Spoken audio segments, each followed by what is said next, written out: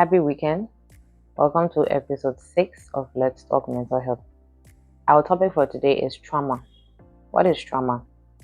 Trauma is an emotional and a natural response to terrible events like an accident, the death of a loved one, a crime, war, natural disaster, physical, psychological, and emotional abuse, neglect, and rejection.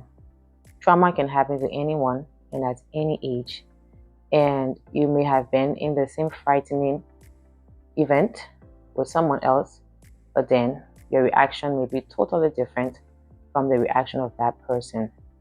How you react to trauma is not based on how strong you are. Your reaction may depend on whether you have had previous traumatic experiences, current life stresses, and the amount of support you received after that traumatic event. How does trauma affect me or you? Trauma affects everybody differently. When faced with a traumatic event, our bodies react in a way of preparation to respond to the event. It is an automatic survival mechanism that we have absolutely no control over. I guess you've heard about the fight or flight reaction, but guess what? There is a wider range of reactions when a person is responding to a traumatic event. Number one, we have the fight mode or the fight reaction.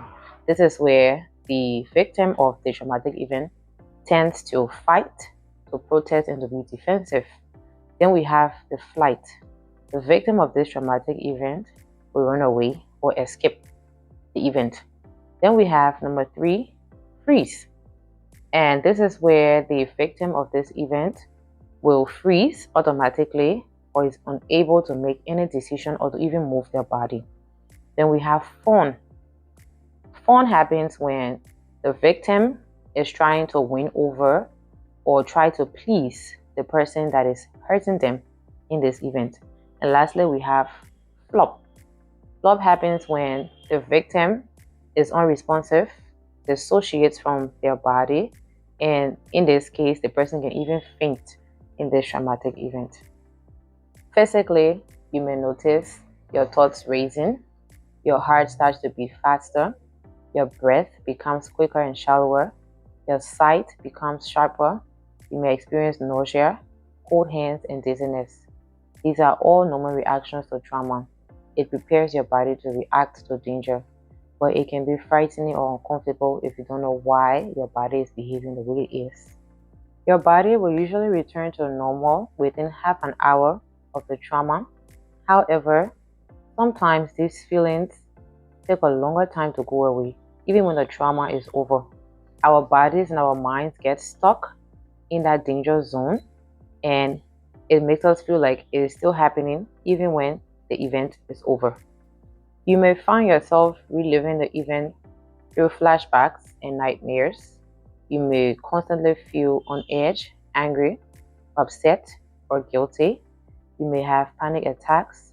You may feel numb, and you may also distance yourself from others, and you may also have trouble sleeping.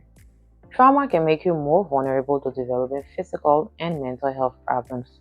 Trauma can directly lead to PTSD, yes, post-traumatic stress disorder, and it can also lead people to abusing alcohol, drugs, and they can self-harm in order to cope with difficult memories and emotions. Depending on how you're affected, trauma may cause difficulties in your daily life.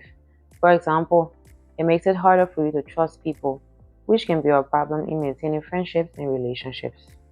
You may also struggle in looking after yourself, holding down a job, or taking pleasure in things that you used to enjoy.